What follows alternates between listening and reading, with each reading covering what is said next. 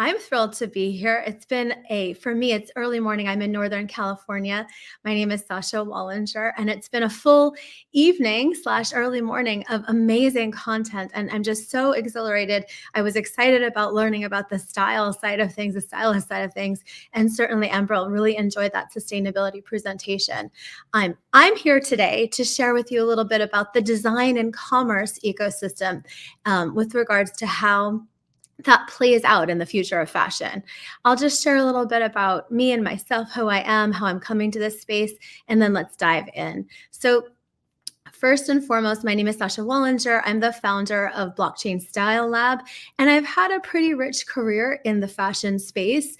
I started in the sustainability and fashion space way back when at Nike brand Jordan, bringing these different cross-pollinations of fashion, culture, sustainability to life.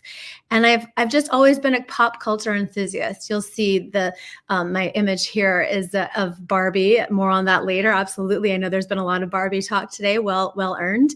But really what I'm super interested in at this point in time, having worked at so many brands within the question of how to relate audiences in the pop culture space, with just what we're talking about when we're talking about the future of fashion, it's absolutely not for the risk adverse. And that's what's so exhilarating to me about this space. So I'm delighted to join this amazing community of future women who are absolutely focused on being risk takers and who are both making the decisions, but also guiding the path around the future of fashion. So that's me a little bit, and I'm more than happy to connect offline. I'm best on LinkedIn, and I'll give you that information after my chat. But without further ado, today I'd like to talk a little bit about the future of fashion, absolutely. But what we're talking about in the future of fashion, I look at the business of fashion. So I'm thinking about the future of consumers, the future of marketing, and then that therein lies to me the future of fashion. So that's where we'll hit up today. First and foremost, the future of consumers. This is most exciting to me to talk about. When I think about consumers, this is my kind of be-all, end-all stopping point.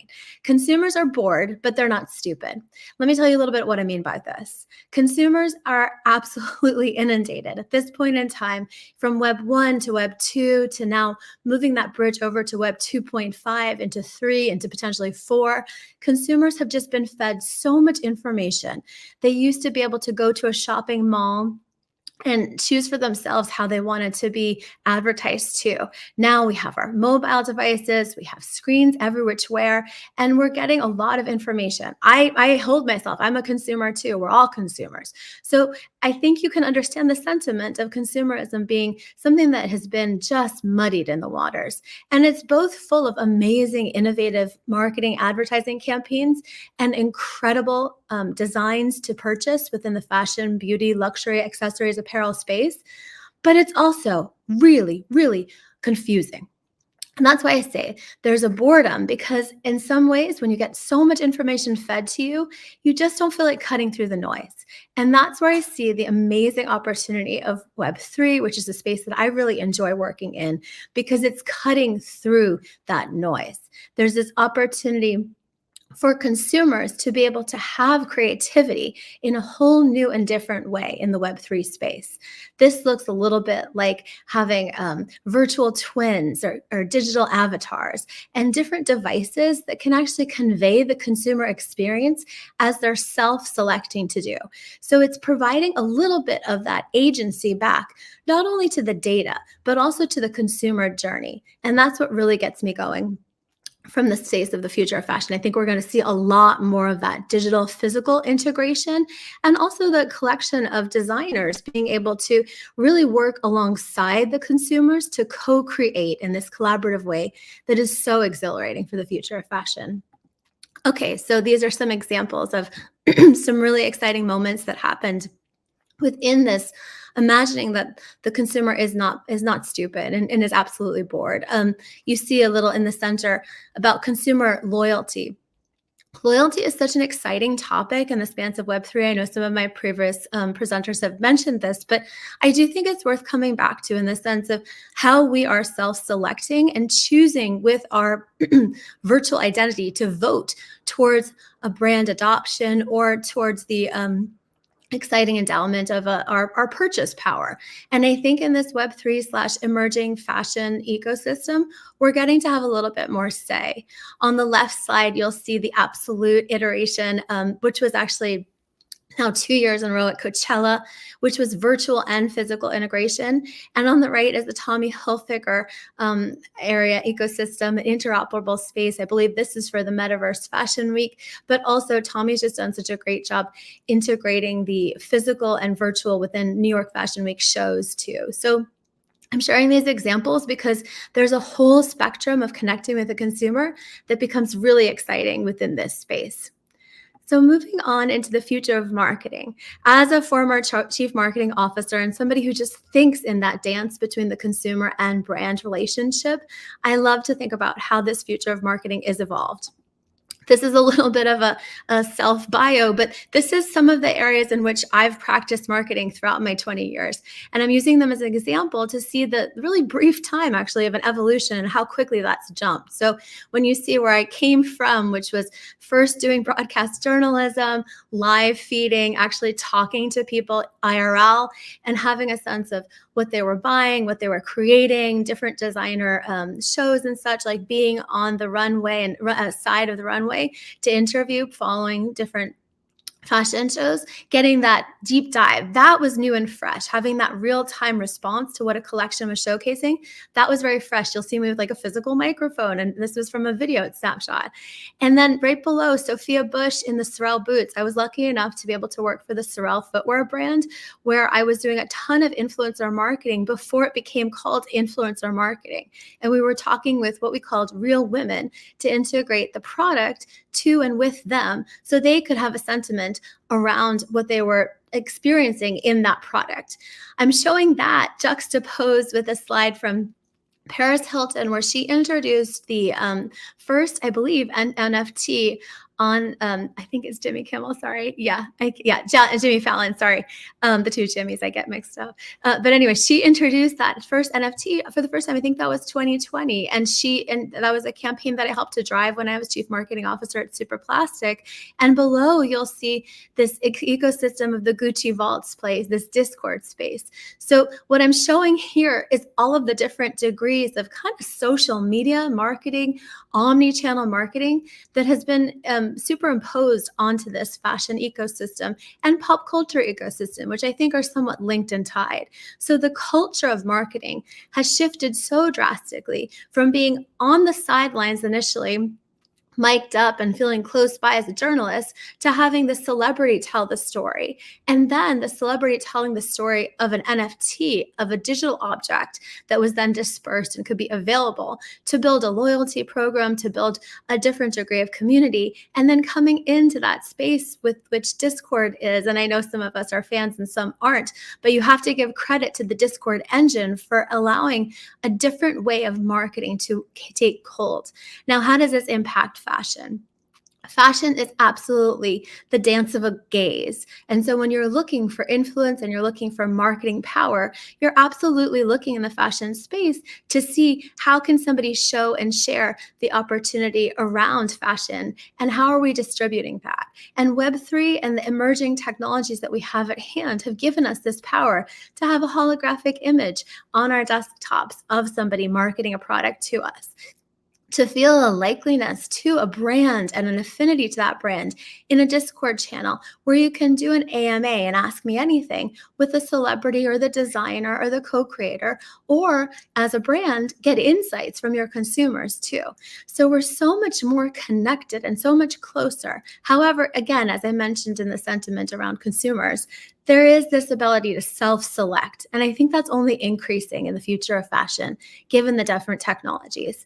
We won't even get involved in AI because that's a separate presentation, but I do think that that's a huge opportunity for brands to understand what the marketing engine and power is to distinctly get connected to that fashion consumer and to that luxury audience in a continued, intimate, and exciting way. So what does that mean for the future of fashion? I just wrote a piece on Medium on Barbie, and I have to say that, it's all Barbie all the time this week. I'm sure it will be a little bit longer, but I do want to dive into this case study. I've worked on a lot of amazing brands. I've worked on a lot of amazing Web3 projects and marketing projects as well. And this one is capstone. I mean, I think we're all cheering for this space, even if we do or don't like Barbie.